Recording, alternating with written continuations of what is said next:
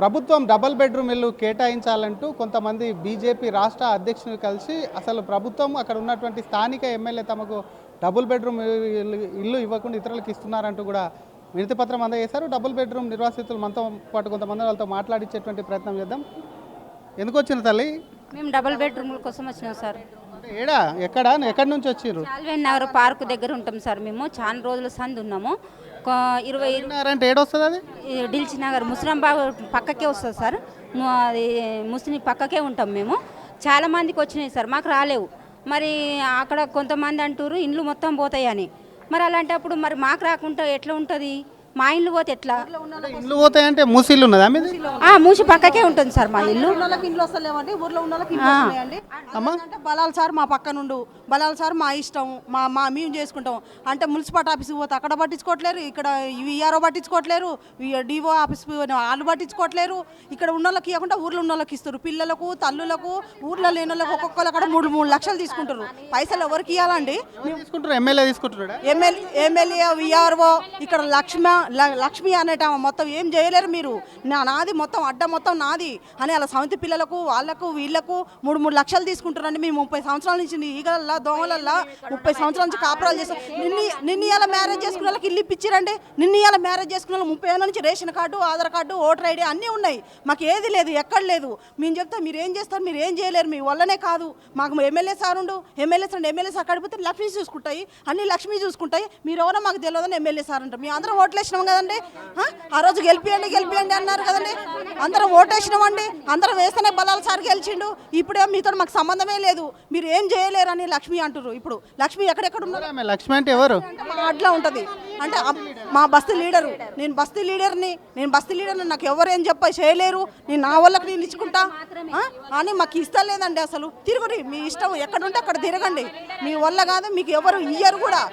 మీరు నన్ను ఏం చేయలేరు అని మాట్లాడుతున్నారు. లీడర్ మేమందరం కలిపి ఆమెను లీడర్గా పెట్టాము. ఆమె ఇయ్యాలి నేను లీడర్ని, మీరు ఏం చేస్తారు అని మాట్లాడుతుంది.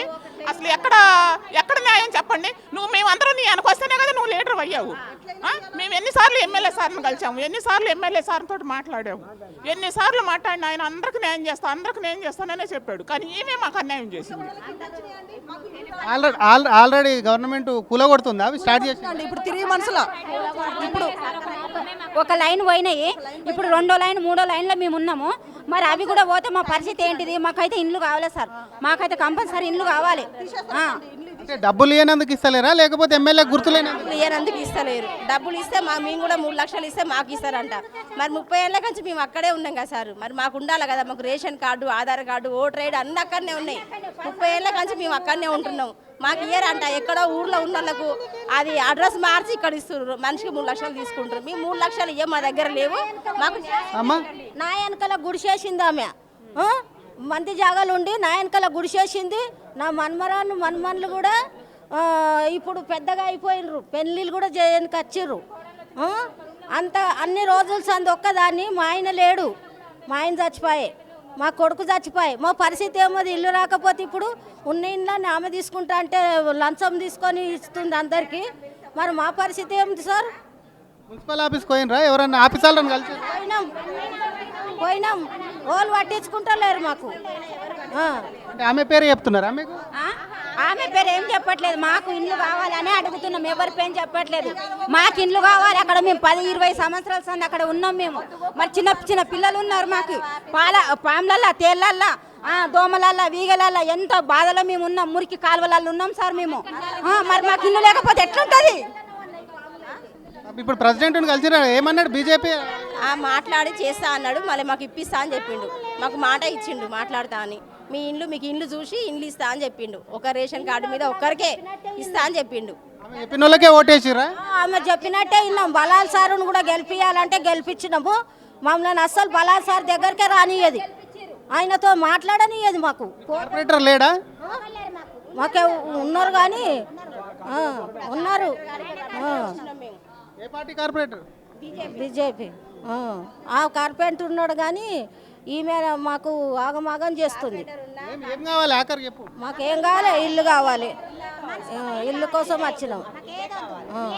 ఇది అసలు శాలివార్ నగర్కు సంబంధించి అక్కడ ఉంటున్న మూసీ నది పరివాహక ప్రాంతంలో మూసీ బెల్ట్ పేరుతో కూడా ఇప్పటికే ఇళ్ళ కూల్చివేత కూడా సిద్ధం చేశారు. కాబట్టి ఇళ్ళకు సంబంధించి ఆ కూల్చివేస్తే ఎక్కడికి వెళ్ళాం, గత 30 సంవత్సరాలు కూడా అక్కడే ఉంటున్నాం కాబట్టి వారికి సంబంధించి మాకు ఇవ్వకుండా కూడా డబ్బులు ఇచ్చిన వాళ్ళకి అక్కడ ఉన్నటువంటి స్థానిక లీడర్లను ఎమ్మెల్యే నమ్ముకొని ఎమ్మెల్యే స్థానిక లీడర్లకు కూడా ఇస్తున్నారు. కాబట్టి డెఫినెట్గా కూడా తమ ఎన్నో ఏళ్ళ నుంచి ఉన్న తమ ఇల్లు కోల్పోతున్నాం. కాబట్టి వారికి సంబంధించినటువంటి ఇళ్లను మాకు వచ్చినటువంటి డబుల్ బెడ్రూమ్ ప్రభుత్వం దీని మీద స్పందించి వెంటనే కూడా తమకు కేటాయించి ఆ ఇళ్లను కూడా న్యాయం చేయాలి. బీజేపీ రాష్ట్ర అధ్యక్షుల్ని సైతం కలిశారు. వారికి సంబంధించి కూడా హామీ ఇచ్చారు. అక్కడ న్యాయం జరిగేలా చూస్తామన్నారు అని చెప్పి కూడా స్థానికంగా మలక్పేట్ వాసులు అంటున్నారు.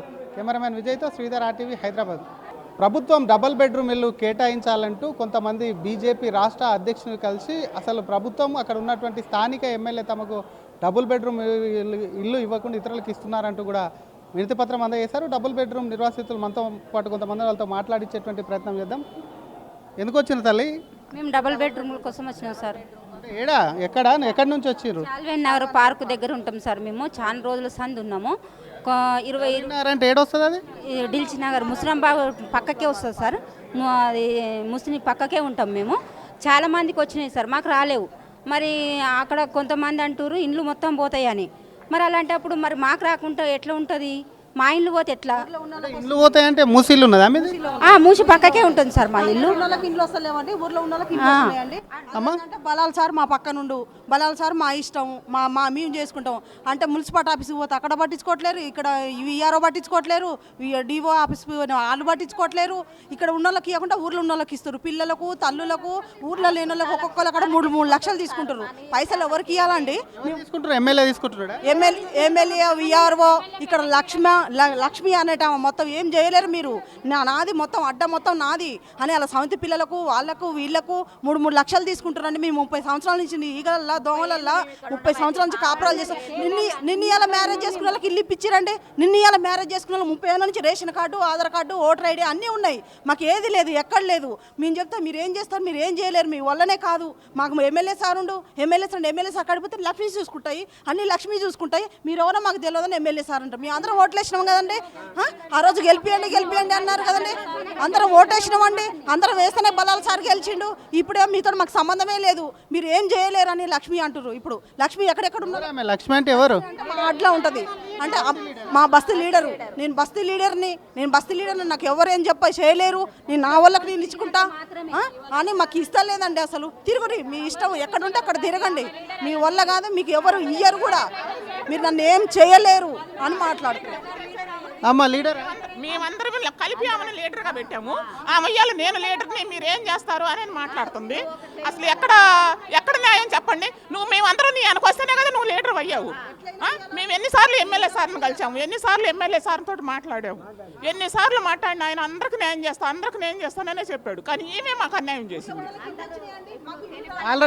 ఆల్రెడీ గవర్నమెంట్ కూలగొడుతుంది, అవి స్టార్ట్ చేసింది. ఇప్పుడు తిరిగి మనసులో ఇప్పుడు ఒక లైన్ పోయినాయి, ఇప్పుడు 2వ లైన్ 3వ లైన్లో మేము ఉన్నాము.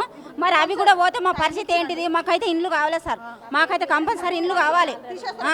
అంటే డబ్బులు ఇవ్వనందుకు ఇస్తలేరా, లేకపోతే ఎమ్మెల్యే ఇవ్వనందుకు ఇస్తలేరు. డబ్బులు ఇస్తే మేము కూడా 3 లక్షలు ఇస్తే మాకు ఇస్తారంట.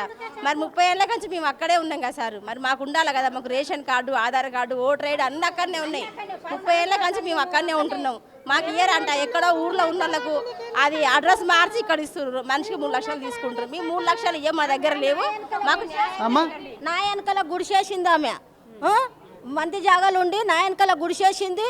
నా మన్మన్లు కూడా ఇప్పుడు పెద్దగా అయిపోయినరు, పెళ్ళిళ్ళు కూడా చేయడానికి వచ్చిర్రు.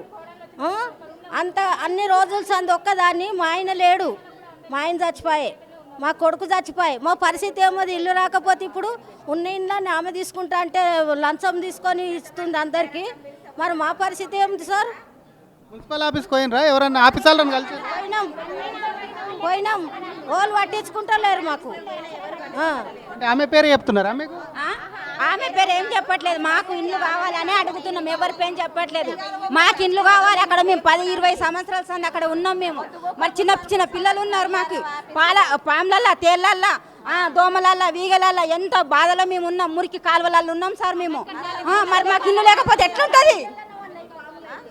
ఇప్పుడు ప్రెసిడెంట్ కలిసిరా, ఏమన్నాడు? బీజేపీ మాట్లాడి చేస్తా అన్నాడు, మళ్ళీ మాకు ఇప్పిస్తా అని చెప్పిండు. మాకు మాట ఇచ్చిండు మాట్లాడతా అని. మీ ఇండ్లు మీకు ఇండ్లు చూసి ఇండ్లు ఇస్తా అని చెప్పిండు. ఒక రేషన్ కార్డు మీద ఒక్కరికే ఇస్తా అని చెప్పిండు. ఆమె చెప్పిన వాళ్ళకే ఓటేసిరా?